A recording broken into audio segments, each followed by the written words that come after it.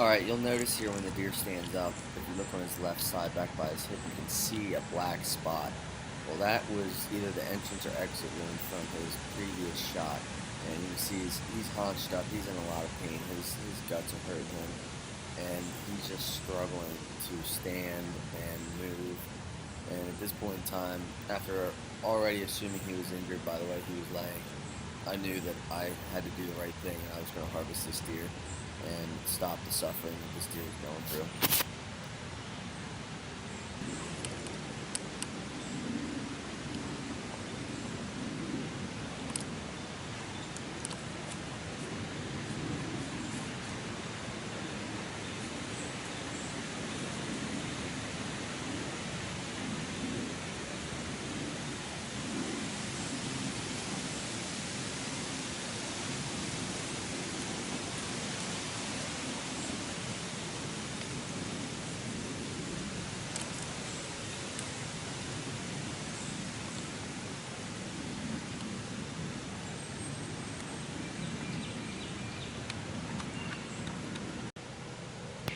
Alright, so after he got up, he walked about 10 feet and bedded back down. Now, he's bedded at 36 yards, and he's bedded in a way that I was able to get a shot facing me.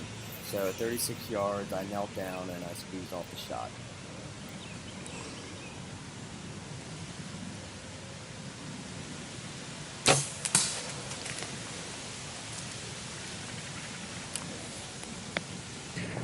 Alright, I'm pretty pumped. I shot a pretty nice 8-point. He was bedded down all morning, right in front of me at 32 yards.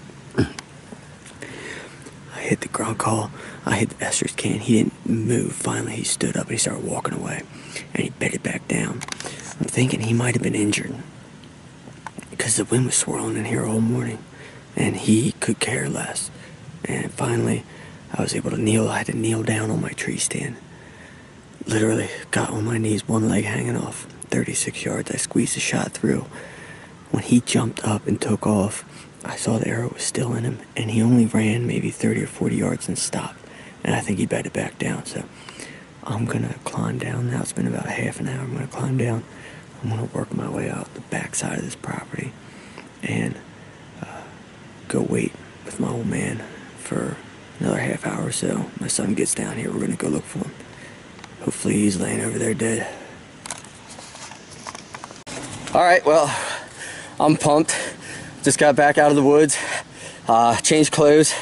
I have a pretty good idea where this deer is. He never came out of this thicket, and I am pretty sure I put a great shot on him. I've never made a bedded down shot before, but I think it was good. So we're gonna sneak down in here quick, see if we can find him.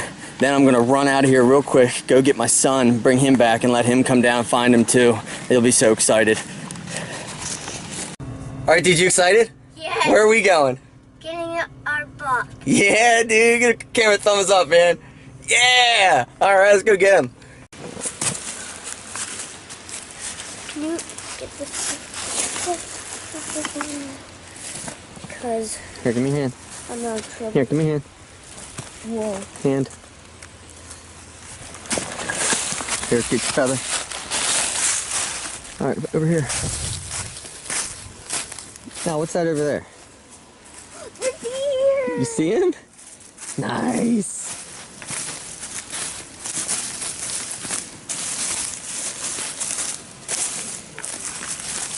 What do you think?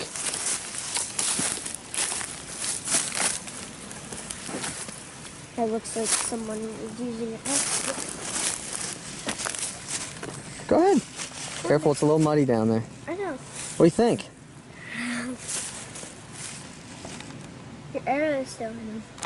So, No, that's when I shot this deer this morning, he was bedded down. He looked a little weird, and when he finally stood up, he was real haunched up. To see it in the video. Well, I come up here and I get him, and I smelled him before I got here, and looks like somebody else shot him before and made an absolutely terrible shot. This deer was in a ton of pain, so that was one of the main reasons I decided to take him. And it's a nice deer. He's a nice 8-point. But when he got up and was hunched over, I could tell something was wrong with him. I thought, you know what, it's a nice deer. I don't know if he's gonna make it or not. I had Doe come in, he didn't even get up to go after him. He just was struggling to keep his head up. So I'm glad I got to take this deer, and he didn't have to suffer anymore. And I'm happy to death because this is a nice deer. Hopefully the meat inside's still good, but we're gonna drag him out of here and get him opened up. Boy, Hank. All right, after all the fun, this is all the hard work. This is my brother-in-law. He happens to be a trained chef slash butcher, so I'm letting him take care of all the dirty work for me, which is great. And he'll actually be hunting with me on Wednesday, taking him out to a spot, so we'll have him on video as well. And hopefully that goes well for us. Get him his first deer. Thanks, Dave. Oh yeah.